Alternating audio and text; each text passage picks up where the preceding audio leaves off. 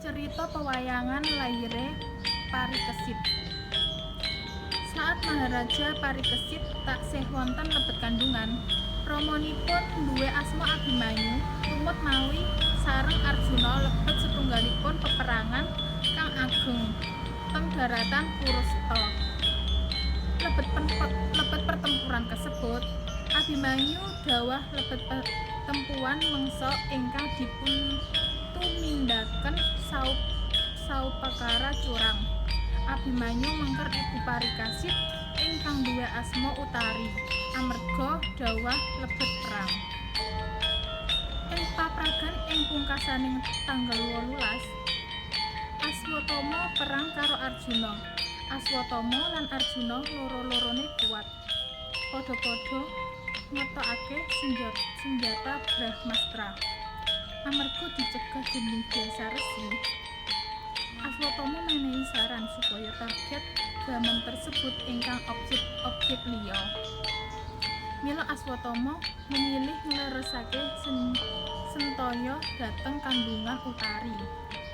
Senjata kasebut pun nyedani Parikesit ingkang tasih lebet kandungan. Inggil tulungan saking Kresna, Parikesit dipun sugengaken kondur. Aswatama akhire diputuk kagem ngembara ing donya salamanipun. Lakon menika nyariosaken tentang kadadosan sampune Suyudane dawah Aswatama, Resi Krepa, Kartamarma ugi Dewi Bonawati wonten ing Kenalandra Tirta Nalang. Wonten sawijining dinten Dewi Bonawati ngical ugi yektos tindak gabungna salire kaliyan Arjuna. Aswatama, Krepa ugi Kartamarma lajeng tindak saupakara mendel-mendel dhateng Astine kagem nyelidiki. Sementara Utari babaran putra ugi dipunparingi asma Parikesit, ugi rencana benjing badhe diangkat dados Nalendra teng Astina.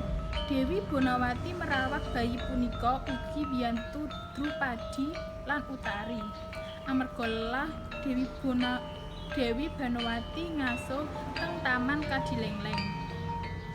Dumadaan Aswatama ugi punumatipun manggi Dewi Banawati ugi nyedanipun amarga dianggap berkhianat kaliyan Kurawa.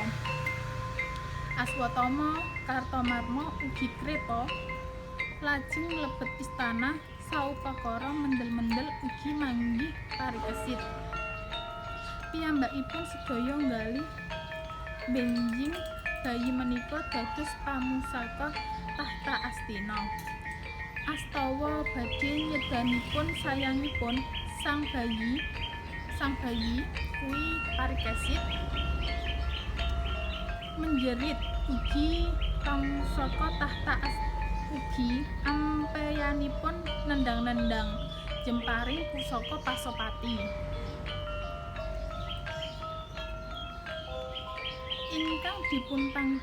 Ingkang dipun paringke Arjuna teng pembaringan tertendang mental ngengingi Jaja Aswatama ugi tewas saknalika. Kartamarma ugi Krepa sembunyi teng taman. Sayangipun keperga ugi dipun tampen Bima lan dibanting dhateng Bantala. Tewas saknalika jiwa piyambakipun sedaya berubah dados Brengkutis. Brengkutis kuwi kewangun serangga pembadhe ragedan. Arjuna sekel banget inggil kesedhen Dewi Banawati. Mila Kresna pados menghibur ugi dipunawasi putri ingkang mirip sanget kaliyan Banawati, yaiku Dewi Citrahoyi, garwane Prabu Arjunapati saking Kenalendra Sriwedari. Arjunapati kersa ngabitaken garwanipun dhateng Arjuna. sayangipun kedah melangkai layonipun langkung rumiyin. Akhire Arjunapati seda déning Kresna. Dadosipun Dewi Citrahoyi saged dipun pikrama Arjuna.